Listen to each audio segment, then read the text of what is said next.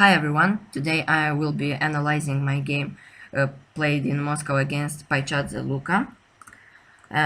So I was playing white and I started with 1 d4, played knight f6, c4, e6, g3, bishop b4 check, bishop d2, and so we have the Bogolubov variation with c5. I took the bishop, c takes b4 and a3. So he played queen e7. It is also possible to take on a3. Rook takes um, castles and bishop g2, but he preferred to move his queen. So bishop g2, castles, knight f3, and a5. So black wants to achieve a position in which he plays d6, maybe knight d7 or knight a6. And if he manages to play b6 and bishop b7 and put the rooks on the central files, he will be fine. Okay, I played castles and b6. It was better to play d5 here, and the game would have continued with queen d3, knight c6, knight bd2, b6, knight e5, and bishop b7. Here I can decide whether I want to put my rook on the rook from f1 to d1 or to c1. But he played b6 and now knight e5. So here is the first interesting moment in this game. He had two main options, rook a7 and rook a6. So try to guess what is the correct move and why. So he played rook a7, and this is a bit inaccurate move because after rook a7 and the queen b3, he doesn't have d5 because he doesn't have d5 because there the rook will be hanging, so he loses the b4 pawn. While if he plays rook a6, now after queen b3, d6, knight d3, and d5, now after a takes b4, the rook is not hanging because after rook a6, knight a6, and he's defending the pawn. So, but he plays rook a7, and now after queen b3, he has to decide what he will do next. So he plays knight a6, knight d3, and rook c7.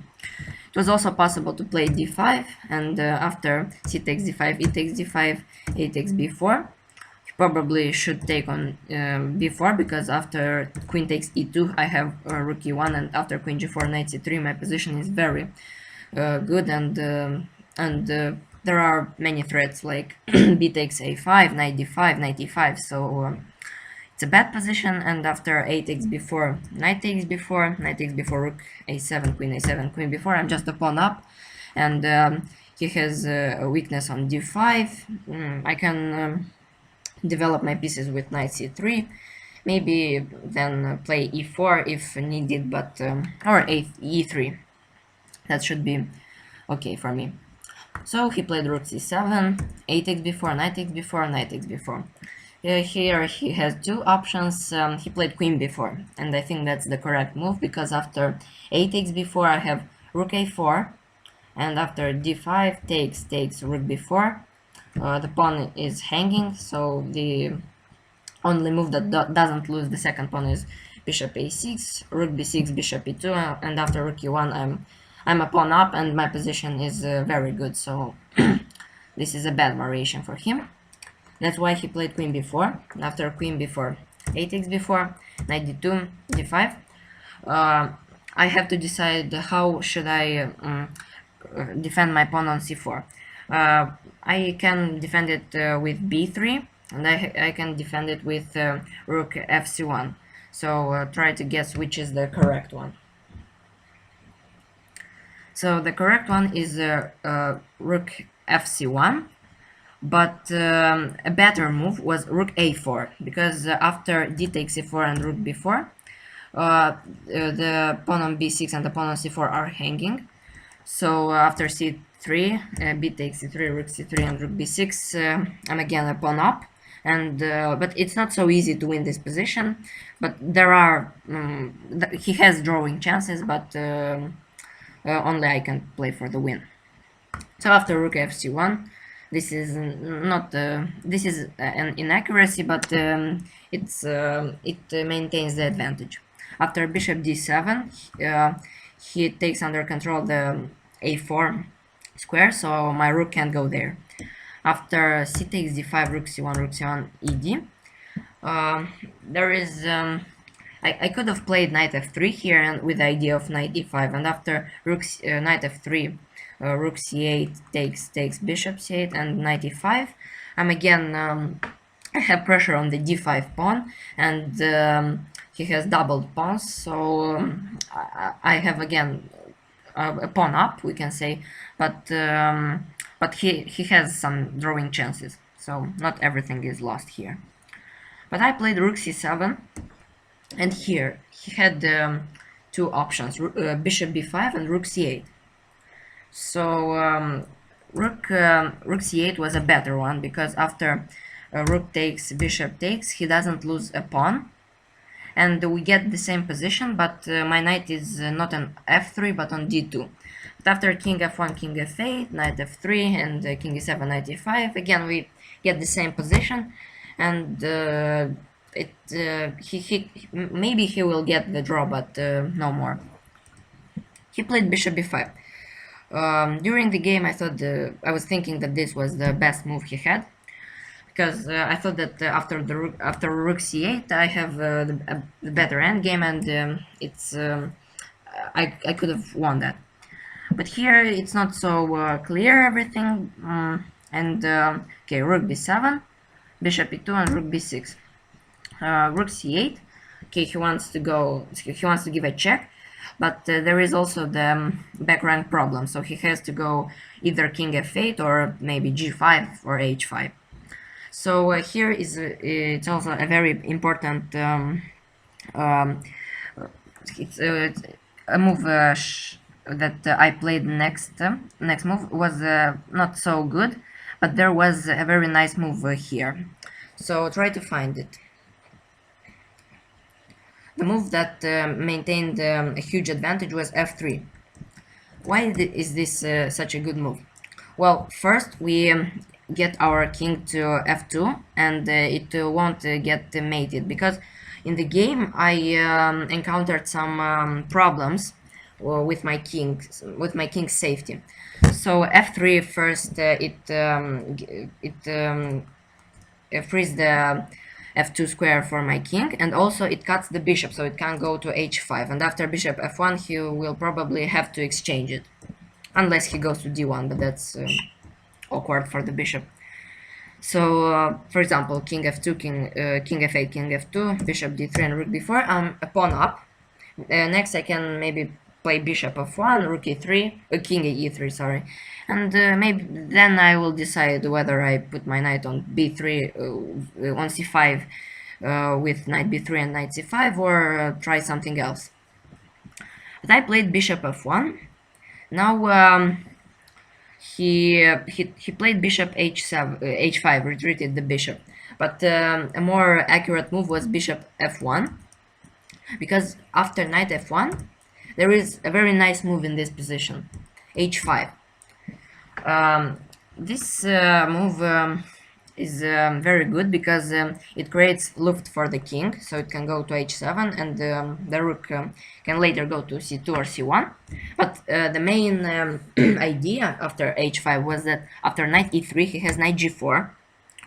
I have to take, and after h takes g4, rook b4, rook c1, and king g2, suddenly I can't move my rook, because it has to protect shall stay on b4 to protect the d4 pawn, and also, but I can't move the b4 pawn in that case, and also my king can't move due to the g4 pawn. This is a very strong pawn, and if I try to exchange this pawn, h3, after f5 I still can't make progress.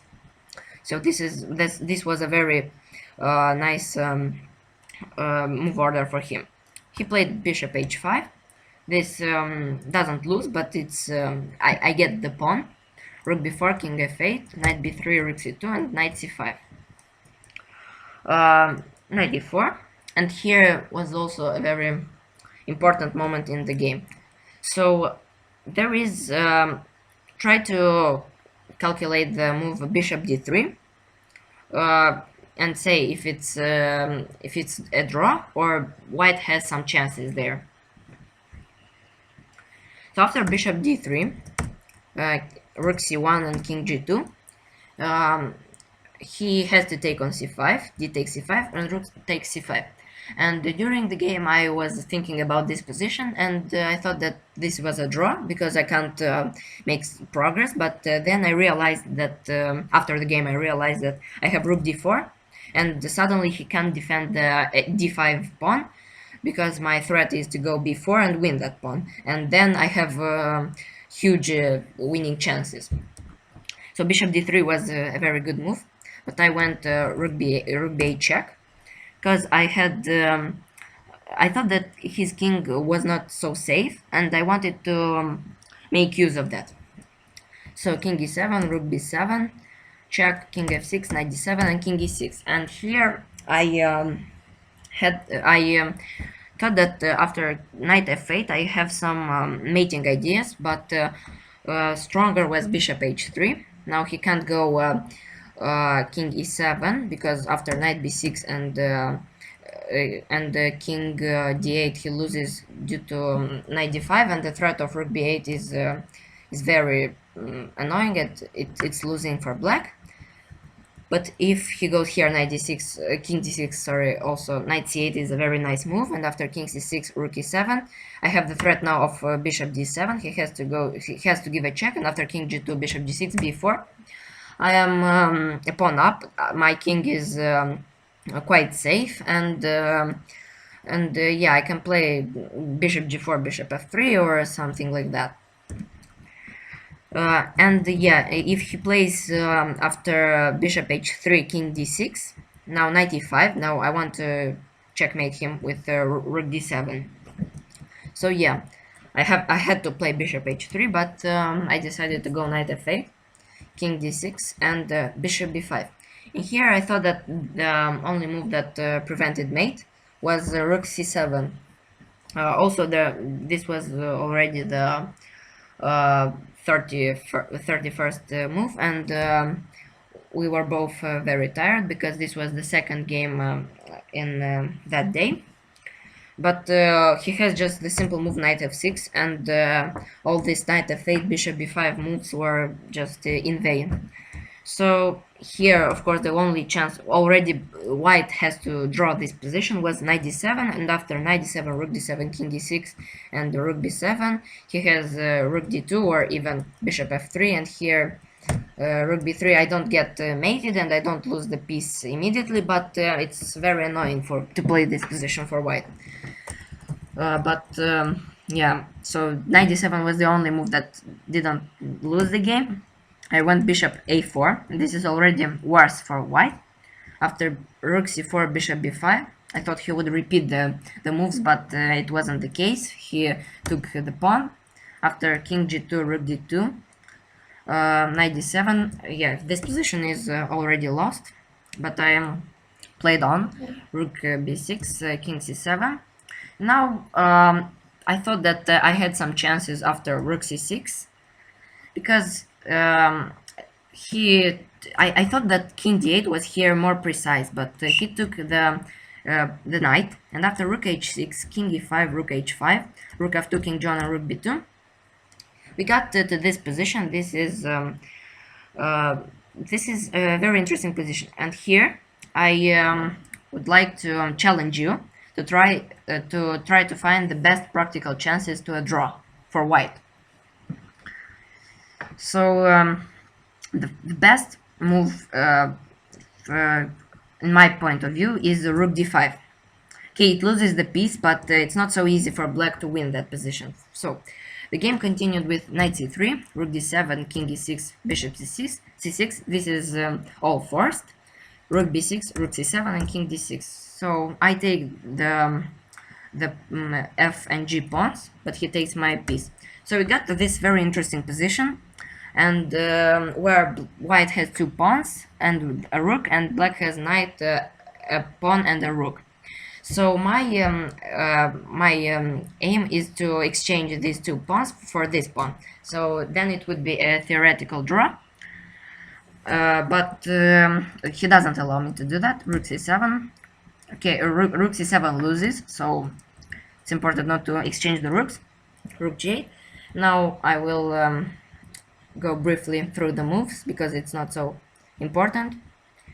Here I just put this kind of a fortress, but not quite, and just sit. So he tried to do something.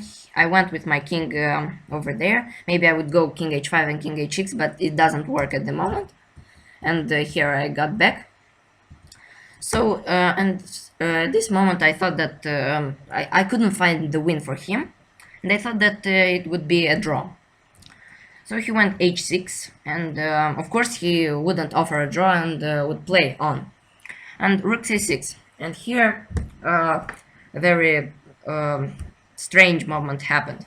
It was he played in that day 8 games, 4 games against our team and 4 games against another team, and this was the last game. So we can understand that the blunders are possible even at the at his level, and his level was 200 to 2550. So yeah, he played rook b6 here with the idea that after rook b6 he has knight d5 check, and he played it so proudly, and after I took the rook, he realized that he can't go knight d5 check because the knight is pinned to the king. And yeah, this was a very sad moment for him, and yeah, I couldn't do anything. I just I got a very good position from the opening, and then he just outplayed me in the middle game, and this happened. So I'm sorry for him, but this is chess. Chess is a very emotional game, and sometimes blunders happen. So this was my second video on my game analysis. I hope you like it, and see you next time.